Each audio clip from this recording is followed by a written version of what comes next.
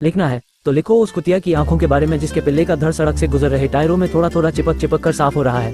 लिखो उस शर्मिंदा हिजड़े के नाक के पसीने के बारे में जो सब कुछ होना चाहता है सिवाय एक हिजड़े के। तुम लिख सकते हो उस जवान हाथ की कपकपाहट जो ब्लेड लिए नस काटने के नफे नुकसान को तौल रहा है। कभी लिखकर देखो उस चिड़िया के फुलताते परों के बारे में जो एक चील को अपने सामने से अपना बच्चा दबोचते हुए देख रही है। या लिखो उस मुर्गे के कानों के बारे में जो ध्यान से सुन रहे हैं दो ग्राहकों की झटके और हलाल की डिबेट। तुम लिखो एक झोपड़ी में रात भर चली फुसफुसाती अंताक्षरी को जो टूटी छत से पानी टपकने की वजह से हो रही है। किसी दिन उतार दो पन्ने पर उस विकलांग की शर्म जिसने बाथरूम पहुंचते पहुंचते फर्श पर टट्टी कर दी है। तुम लिखकर देखो उस बांझ आंख की चमक जिसे वाश बेसिन में पड़ी उल्टी में एक उम्मीद की रंगोली दिख रही है। चाहो तो उस ट्यूब बेल की मोटी धार के बारे में लिख सकते हो जो कुछ नंगे बच्चों के पिछवाड़े को चूमकर धान को सुनहरा बना रहे हैं। लिखो शहर की सबसे ऊंची बिल्डिंग की रेलिंग पर खड़े एक हारे नौजवान की उड़ान जो वो बस लेने वाला है। तुम लिखो आसमान में बिन मौसम काले बादल देखते हुए एक किसान की बेबसी और वही थोड़ी दूर पर खेत में मिल रहे एक नए जोड़े के चेहरे की बूंदें। या लिखो शमशान में एक कंधे पर गोल घूम रहे घड़े के छेद से गिरते पानी की छींटे जो सामने पड़ी आग में किसी को जगाने की कोशिश कर रही है। लिखो सब कुछ जो लिखना है मगर एक पतिविहीन औरत की दास्तान भी लिखो जिसके सारे सपने एक पल में धाराशाही हुए होंगे जब उसकी चूड़ियां तोड़ी गई होगी, मांग का सिंदूर मिटाया गया होगा।